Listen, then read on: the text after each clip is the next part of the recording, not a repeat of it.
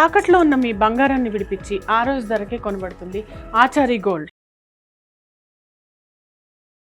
India wide survey చేస్తున్నాము, very important. ఇది like చేయమని అడగట్లా, సబ్స్క్రైబ్ చేయమని అడగట్లా, ఒక్క కామెంట్ మాత్రం ఇవ్వండి. ఇప్పటికిప్పుడు ఏపీలో ఎన్నికలు జరిగితే సీఎం సీట్ ఎవరిది? చంద్రబాబు సీఎం, జగన్ సీఎం, ఈ రెండింటిలో ఒకటి మిస్ అవ్వకుండా కామెంట్ చేయండి. అయితే కోర్టులో ఒక ఆసక్తికర పరిస్థితి జరిగింది, దాని నుంచి ఒకసారి చూద్దాం. తీసుకున్న అప్పును చెల్లించిన కారణంగా కడప జిల్లాలోని Proddatur TDP party MLA Nandyal వరదరాజులరెడ్డితో పాటు ఆయన కుమారుడు కొండారెడ్డి ఆస్తులను స్వాధీనం చేసుకోవాలని కడప కోర్టు సీరియస్ ఉత్తర్వులు ఇచ్చింది. ఈ మేరకు సంచలన తీర్పును వెల్లడించింది.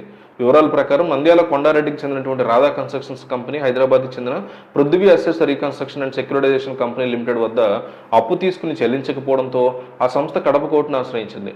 విచారణ తర్వాత నంద్యాల వరదరాజులరెడ్డికి చెందినటువంటి Gopavaram పంచాయతీలోని survey number 670 A1 C1 2 ఎకరాల ఆస్తి కామిచెట్టి కాలేజీకి చెందినటువంటి దాన్ని స్వాధీనం చేసుకుని హైదరాబాద్కి చెందిన పృథ్వీ కంపెనీకి అప్పచెప్పాలని కడప కోర్టు తీర్పిచ్చింది. ఈ స్వాధీన ప్రక్రియ కోసం అడ్వకేట్ కమిషనర్గా నియమించినటువంటి ఇండ్ల రూబెన్ కూడా స్వాధీనం చేసుకోవాలని కోర్టు సూచించింది. కోర్టు ఆదేశాల ప్రకారం ఈ నెల 16న ఉదయం 10 గంటలలోపు సదరు ఆస్తిని పృథ్వీ కంపెనీ వారికి అప్పచెప్పాల్సి ఉంది. రాధా కన్స్ట్రక్షన్ కంపెనీలో ఎమ్మెల్యే వరదరాజులరెడ్డితో పాటు బద్వేల్ శ్రీనివాసులరెడ్డి, నంద్యాల కొండారెడ్డి, మీనా, ఓబుళమ్మ, ఇంద్ర, ఉమాదేవి, హరినాథ్ రెడ్డి, సుదర్శన్ రెడ్డి, ఇతరతర జనాలు సభ్యులుగా ఉన్నారు. ఇది కోర్టులో ఎదురైనటువంటి అంశం. ఇక విశాఖ ఉక్కు గురించి వైసీపీ ఆరోపణలు ఎట్లా ఉన్నాయి కూడా చూద్దాం వీడియోలో. విశాఖ స్టీల్ ప్లాంట్ ప్రైవేటీకరించడానికి కేంద్ర రాష్ట్ర ప్రభుత్వాలు కలిసి చేస్తున్న కుయుక్తులకి ఉక్కు పరిశ్రమ చిక్కులు తెచ్చిపెడుతున్నాయని వైసీపీ ఆరోపిస్తోంది.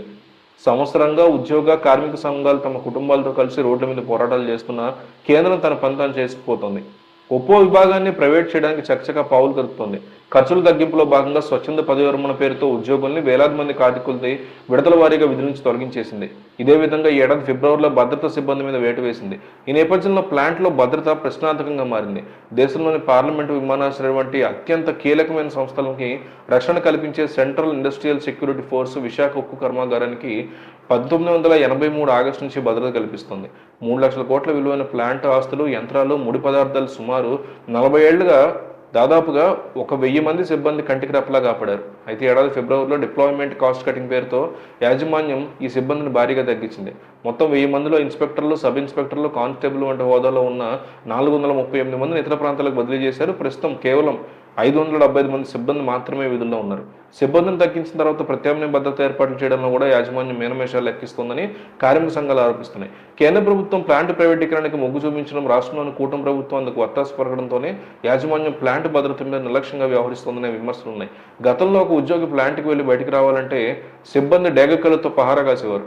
లోపల వెళ్ళి బయటకు వచ్చేప్పుడు ఉద్యోగి చేతులు అదనపు వస్తే ఏమైనా కనిపించిందని ఆరా తీసేవారు.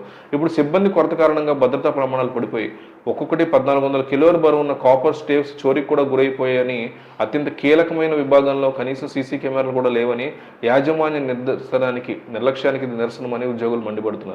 మీరు బంగారం తాకట్టు పెట్టి ఆ బంగారం డబ్బులు కట్టలేక ఇబ్బంది పడుతున్నారా? ఆచారి గోల్డ్ వాళ్ళు మీ బంగారం కొని మీ లోన్ తీర్చి మిగిలిన డబ్బులు మీకు ఇచ్చేస్తారు. ఇంకెందుకు ఆలస్యం? ఆచారి గోల్డ్ ఈ నెంబర్స్కి కాల్ చేయండి.